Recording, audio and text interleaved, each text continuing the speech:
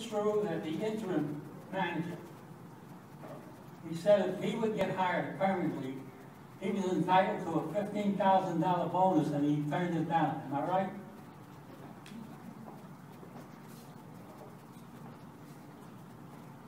George's question, if everybody didn't hear it, was Mark Antonio, the new city manager, will not be getting his bonus that was discussed at the budget meeting at 12:30 in the morning when the TV was turned off and the broadcast was turned off. Because now he's got the new job. That was another one of those little things that I brought to the light of day, that at 12:30 in the morning, that the vote was to bring this forward. But so that's the answer. He's getting the job, so no, he's not going to do it. But I just want to point something out very briefly. This is a great reason why not to give him a contract. Discuss a salary, come up with a salary.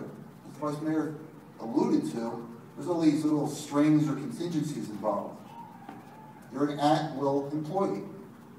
You have 3 votes, you keep your job. You lose 3 votes, you lose your job. We don't have to offer him a severance package. 85 people applied for this job. You don't like the contract? I'll get 85 more people to apply for the job. There's no reason to offer a golden parachute in this day and age. It's your money.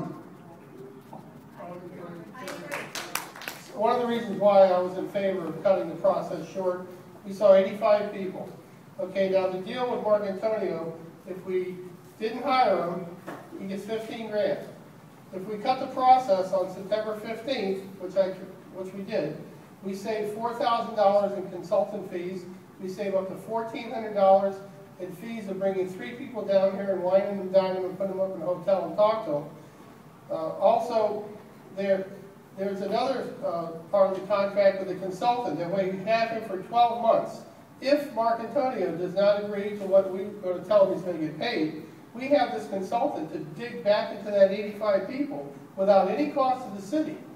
Okay, so we have that option. We do have options. So he only has a 1-year contract if he gets a contract. So we're not losing out. We did save about $19,000 by cutting the process short. So we're gonna be okay because we have a consultant for a year.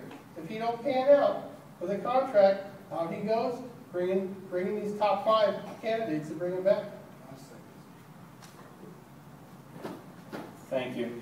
This is one of the things, my friend Bill, he makes up his point, he makes his argument, but that's one of the biggest things where I thought, yeah, you save $4,000, and you don't have to give him a $15,000 bonus.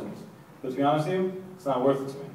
Okay, you are making the absolute biggest decision the city could ever make, hiring a city manager. You saw how hard it was to get rid of Mike Good, and he wasn't here for half the time of his job.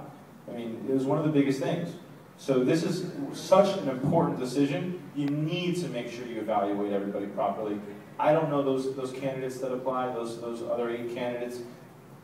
Make Antonio could have been the best candidate of all of them.